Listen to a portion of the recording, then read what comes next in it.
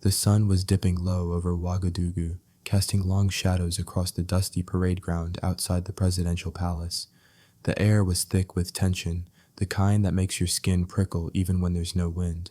President Ibrahim Traore stood on a makeshift platform, his eyes scanning the rows of soldiers assembled before him. They were supposed to be his elite guard, the men sworn to protect Burkina Faso's young leader. But something felt off. His gut twisted, not from hunger, but from a suspicion that had been gnawing at him for weeks.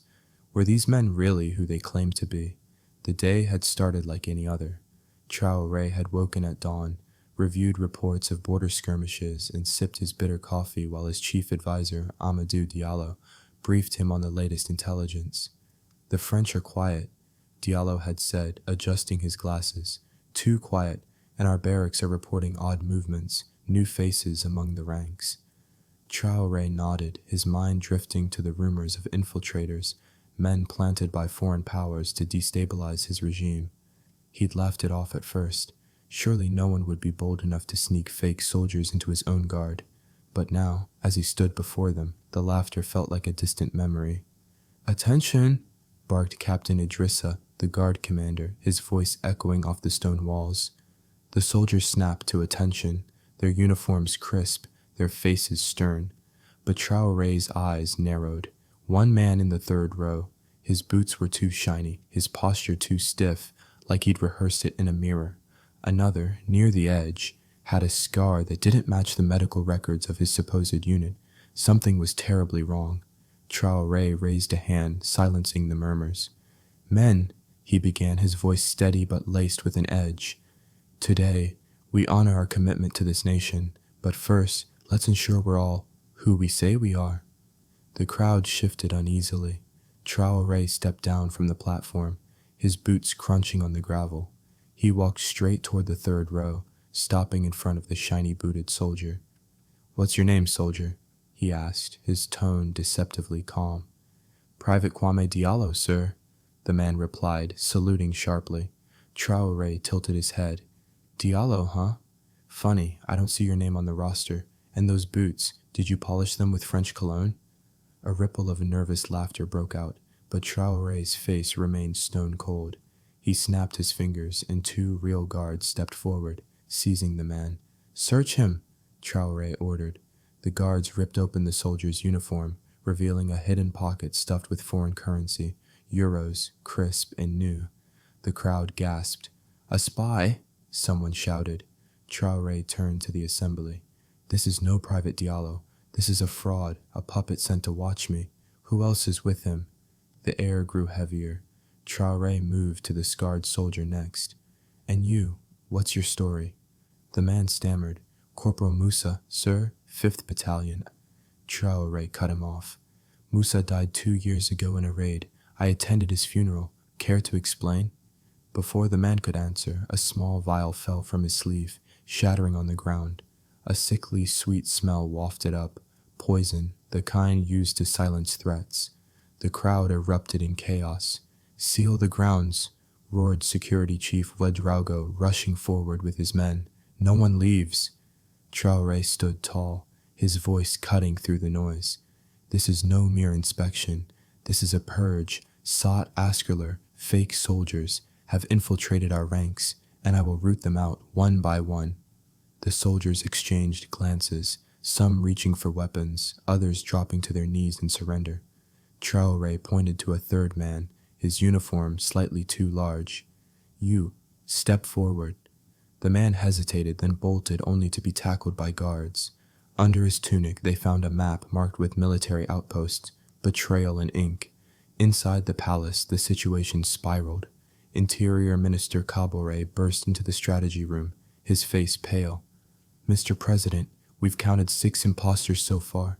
But there could be more. The barracks are in lockdown, and the people are rioting outside. They're calling it a coup." Traore clenched his fists. "A coup? Number, this is a test, and I'll turn it into their downfall." He turned to Ouedraogo. "Get me the footage from the last month. Every face, every movement. We'll expose them all." Hours later, in a dimly lit war room, Traore and his team pored over security tapes. The screens flickered with grainy images, soldiers arriving at odd hours, meeting in shadowed corners, exchanging envelopes. There, Traore pointed at a figure slipping a package to one of the fakes. Zoom in. The face was clear, a palace aide, Hassan Bamba, known for his quiet demeanor. Arrest him, Traore ordered. Bamba was dragged in, sweating profusely. Hassan, did you think I wouldn't notice? Who paid you?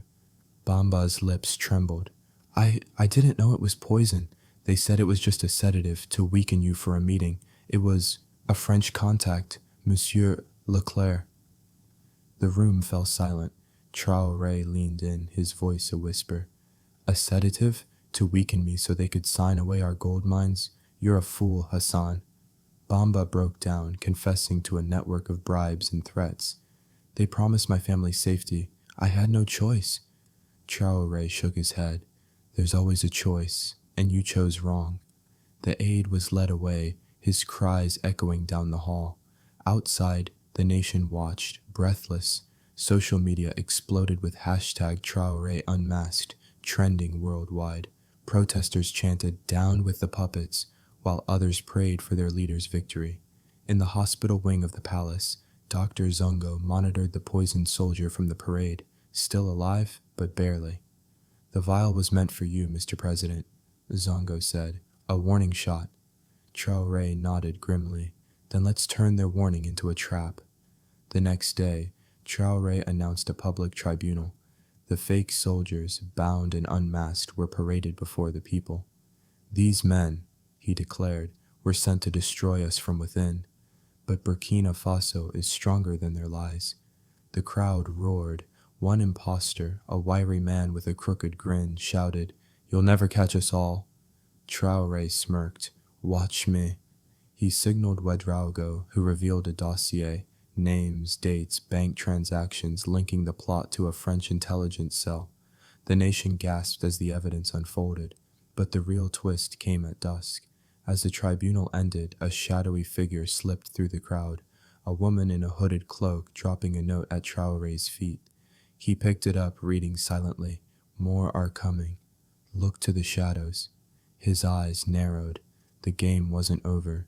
Turning to Sankara, his newly appointed security advisor, he muttered, "Maurice, we've won this round, but the next one's already begun." Sankara nodded, his face grim. "Then we'll be ready, even if it means facing ghosts." The sun set over Ouagadougou, casting a golden glow on the palace. The country held its breath, waiting for the next move. Traore stood on the balcony, the note crumpled in his hand.